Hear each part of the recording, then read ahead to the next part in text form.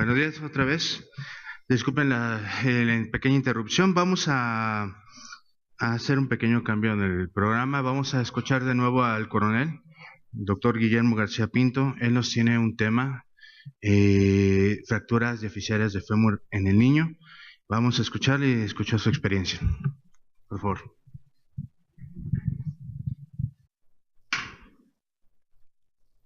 Muy bien. Lo más, cuando abordamos nosotros un problema de cualquier etiología en medicina, lo tenemos que ubicar más o menos en un contexto general. Primero, la primera pregunta que nos haríamos nosotros cuando hablamos de fracturas es: ¿qué tan frecuente es que se fracture un niño en una población general? Eso se le llama prevalencia. Después tendríamos que ver de todas esas fracturas que tienen los niños, cuáles son, por ejemplo, de las fracturas de fémur, cuál es la frecuencia que tienen dentro de esa globalidad. Para que nosotros como médicos tener una idea de ver qué tanto porcentaje nos van a llegar estos chiquitos a nuestro hospital o a nuestro consultorio. De tal manera que nosotros estemos preparados y hagamos las recomendaciones pertinentes. Eso sobre todo lo hacen los administradores de salud, para saber qué tipo de patología van a recibir y cómo se tienen que preparar para ese hospital para recibir ese tipo de pacientes. Realmente ver una fractura en un niño pues es una cosa traumática. Probablemente a los papás ya les haya tocado que alguien se cae. Lo más frecuente es que se caiga de costado, se pega, y a veces tenemos las fracturas de la clavícula en los niños, o se tratan de detener y tienen fractura de tipo torus en el radio, etcétera. Son las fracturas más frecuentes. Pero una fractura en el fémur se necesita primero tener ciertas características. Ese niño debió haber tenido un trauma importante en el fémur. Ustedes se acuerdan, el fémur es el hueso más largo que tenemos en el cuerpo, uno de los más fuertes. Entonces, para fracturar un fémur en un chiquito, que ustedes saben las características de los niños, que son los huesos son más elásticos, tienen un periósteo grueso, pueden recibir por unidad de superficie un poquito más de trauma que un adulto, por la misma elasticidad que tiene el hueso. Ya para fracturar el fémur es que se necesitó un trauma de bastante energía. Dale, la que sigue, por favor. Creo que ya tenía el control por allí.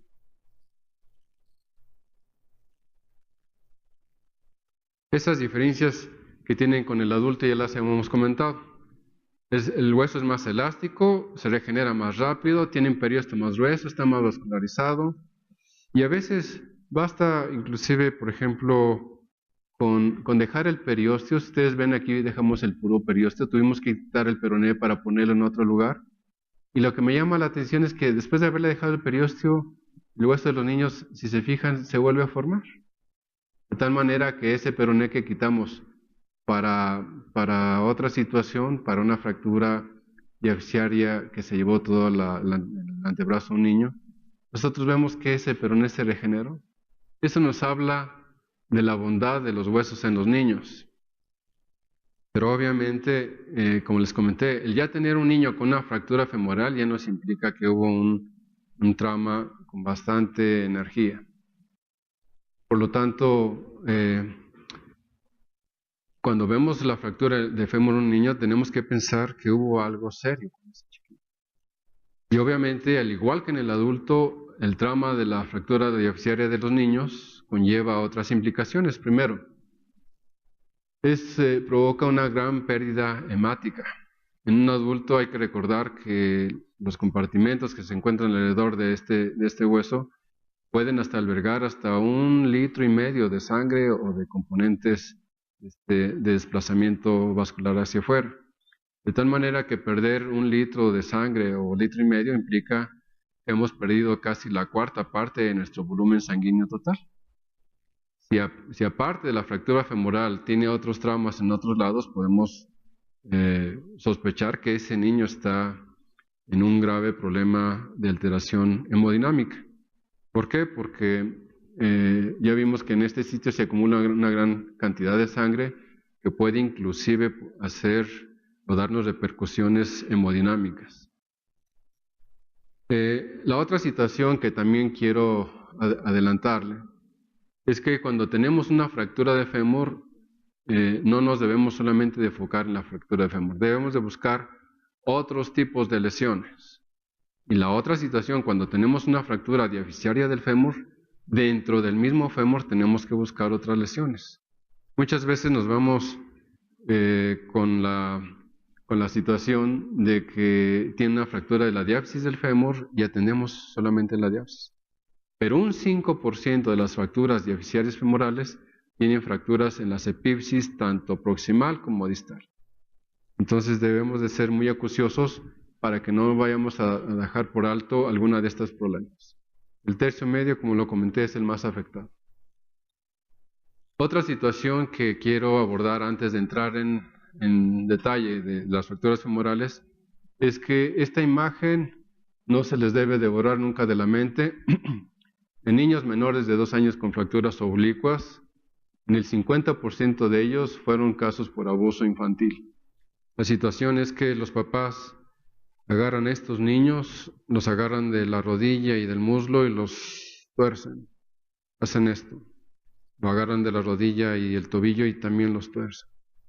Eso implica que las fracturas oblicuas, sobre todo en las metáfisis de estos niños, tienen que tener una alta sospecha de que están estos niños siendo abusados por sus padres o los cuidadores o los tutores. Hay que recordar que cuando estamos en un niño con estas condiciones, uno se vuelve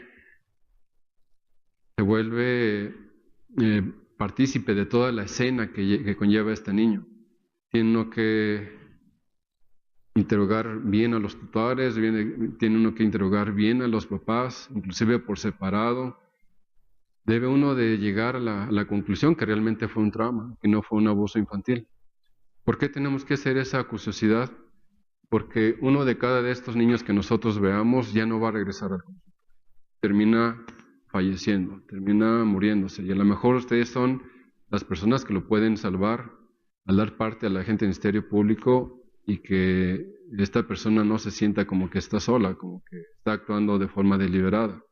Muchas veces cuando uno le dice, pues mire, yo tengo la sospecha de esto, es más, no lo tiene que hacer así, tiene que irse a trabajo social, hacer la referencia al agente del Ministerio Público, rodear, cuando no coinciden las historias clínicas dadas por los diferentes papás o porque el mecanismo que te dicen no concuerda con el golpe que tú estás viendo.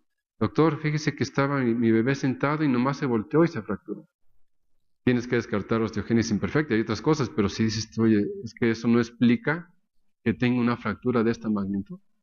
Entonces, esto sí quiero que se lo lleven ustedes bien en la cabeza, guardar bien estas imágenes para que puedan ustedes actuar de una manera adecuada. Yo les había comentado que lo más frecuente es que sean las diáfisis. A veces vemos fracturas transversas cuando el mecanismo es directo, cuando el golpe es directo, a veces que se cayeron, no sé, por ejemplo, de una litera, de la parte superior de la litera, o a veces son espirales cuando van corriendo los niños, se tropiezan y giran y entonces se provocan fracturas oblicuas. Eso, el encontrar una fractura transversa y una fractura oblicua nos habla del mecanismo de la lesión.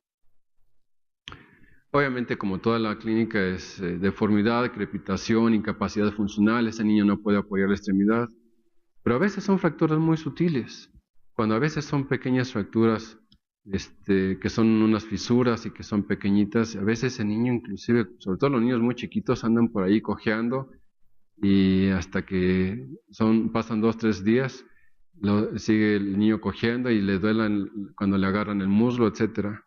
Entonces puede ser una cosa muy sutil. Lo que yo les había comentado, debemos hacer una evaluación integral, buscar lesiones asociadas, sobre todo cuando fue un mecanismo de alta energía. Esto lo podemos ver nosotros aquí en esta diapositiva. Generalmente cuando vemos estos chiquitos, a veces las ambulancias lo traen con una férula, alguna valva de yeso. Está prohibida la férula neumática ya desde hace muchísimos años. Podemos ver aquí cómo trasladaron a este adolescente. A veces se tiene la duda de que esta lesión no haya provocado también alteraciones, sobre todo en el cartílago de crecimiento. Si recordamos en la plática pasada, este cartílago de crecimiento contribuye con 16 milímetros cada año al crecimiento total de la longitud de la extremidad inferior. Por lo tanto, si la fractura estuvo muy cerca, puede ser que haya un sobrecrecimiento, porque se estimula la circulación a este nivel y eso hace que se estimule la mayor producción de esta parte del hueso y provocarnos un hueso más largo.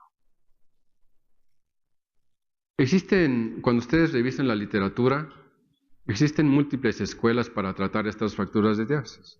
Lo que nosotros hacemos allí en el Hospital Central Militar es que de los 0 a 6 años hacemos un tratamiento conservador. Claro que esto es un cartabón solamente y tenemos que individualizar a cada niño respecto al tipo de fractura que tiene. Pero de los 6 a los 12 años le ponemos unos clavos que se llaman TENS, que son unos clavos elásticos. Y después de 12 años o más, ya que está cerca del cierre del cartílago de crecimiento, usamos clavos intramedulares. En algunas ocasiones llegamos a utilizar placas, pero esto cada vez cae más en desuso. A veces ponemos placas LSP subcutáneas cuando son, por ejemplo, fracturas casi en la parte distal, en lo que es en la metáfisis distal del fémur. Pero lo más frecuente es que tengamos estos clavos elásticos y estos clavos bloqueados. En ocasiones llegamos a utilizar fijadores externos cuando la fractura fue expuesta o que se acompaña de algunas otras patologías, por ejemplo, tienen traumatismo craneoencefálico o en pacientes muy graves que requieren su manejo en terapia intensiva. Haciendo una recopilación desde el año 90 al 2013, fueron 106 pacientes con 108 fracturas de fémur. Predominan un poquito más, quizás 1.2 por 1 en hombres que en mujeres. 9 de ellas fueron fracturas expuestas. Cuando ponemos nosotros el yeso pelvipodálico, que es el tratamiento conservador, y que ya dijimos que es de los 0 a los 6 años, podemos tener estas reglas. Cuando es menor de 2 años se tolera hasta 1.5 centímetros de acortamiento y 30 grados de angulación. Acuérdense que las rotaciones, como una regla general, las rotaciones no son tolerables en ortopedia. A veces cuando son muy chiquititos, algunos autores recomiendan el arnés de Pavlik, que ya conocieron en la primera plática. Hay que hacer una tracción, tratar de acomodar esa fractura, ponerle el yeso en esa posición y allí tenemos lo que se considera los yesos a 90-90, que son 90 grados de flexión de la cadera, 90 grados de flexión de la rodilla. Tiene que ponerse en esta situación, ¿por qué? Porque hay que recordar que en esta parte está el psoas ilíaco y en la parte externa están los abductores, que el fragmento proximal me lo llevan hacia adelante y afuera. Entonces lo que hace uno es nada más llevar la parte distal del hueso a esa posición para que los dos fragmentos se empaten y puedan de alguna manera alinearse. En el tercio, aquí vienen los grados que están considerados, no los vamos a revisar. Y bueno, los clavos intramedulares fueron 35 fémures. En el año del 90 hasta el 99 todavía existen los clavos de Kuncher. Bueno, por allí ya es una cosa de literatura, creo que ya no se usan por ahí. Ya después del año 2000 ya empezamos a usar DFN, Orthofix, etcétera, y fueron 18 desde el año 2000.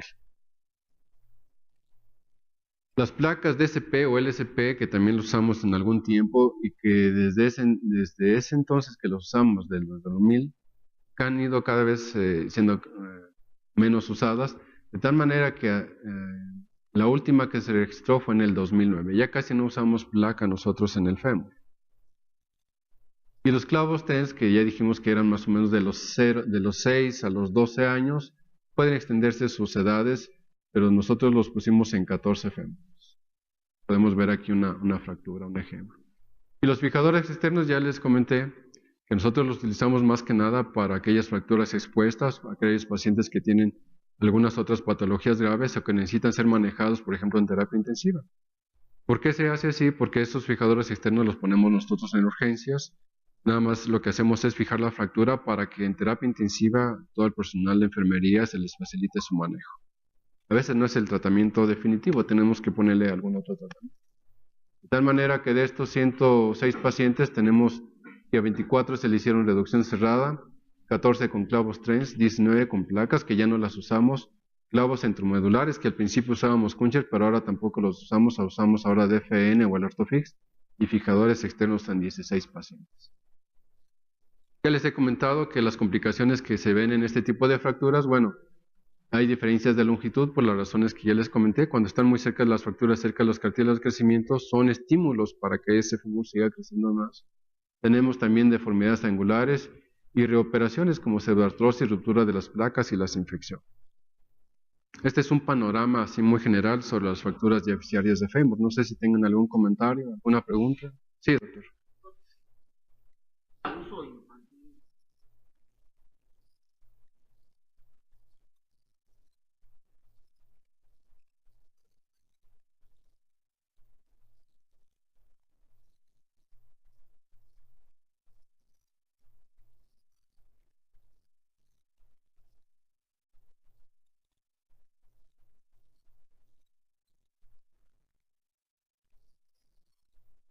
Bueno, realmente para que lleguen a veces los niños con maltrato infantil a un servicio de urgencias, es porque de alguna manera los papás tienen ya algún remordimiento, o el tutor o la persona que cuida a estos niños.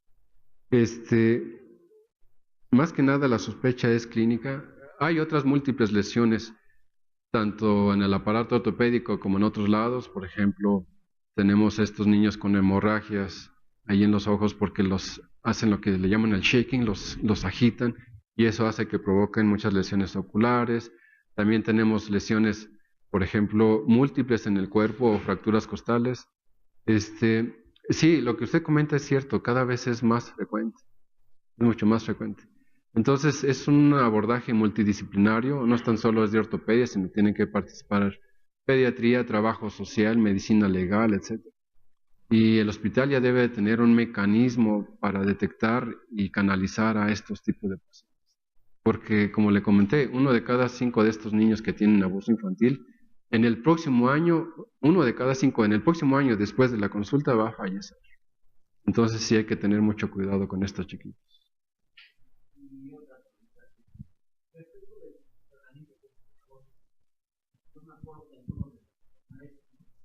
Llegaron a decir, sí, gracias.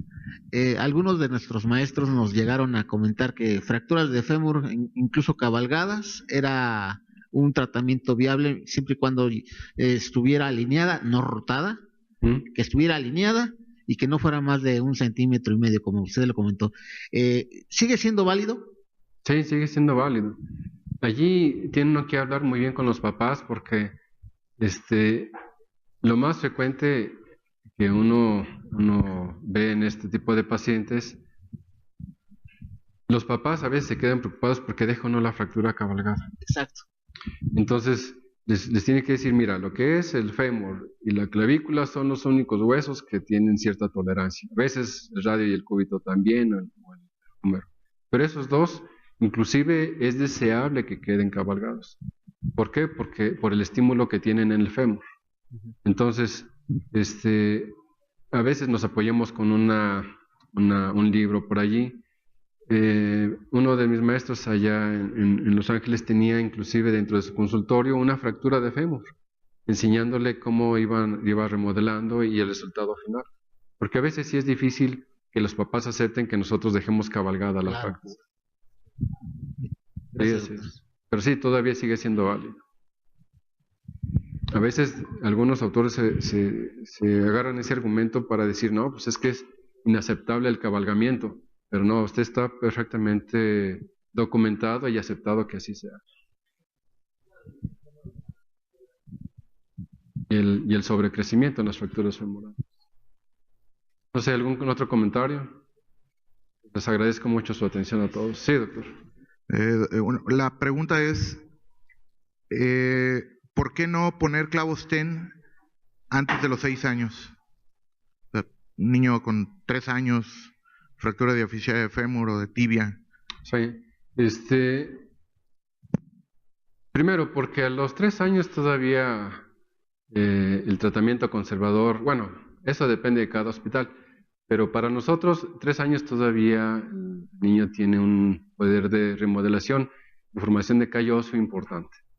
La otra cosa son los costos. Es más caro un clavo TENS que un aparato de yeso y no representa un mayor costo-beneficio para ninguna institución poner un clavo TENS a una pequeña edad. Entonces, yo creo que por estudios de costo-beneficio no se recomienda tan pequeños. Todavía un yeso a los 6, 7 años es buena opción. Después ya no, por otras características, porque el clavo, los yesos a niños de más grande edad se necesitan mayor tiempo de colocación del yeso. Eso conlleva que a veces a estos niños hay que darles fisioterapia, las incomodidades que tienen los niños, la pérdida de clases escolares, tienen otras connotaciones.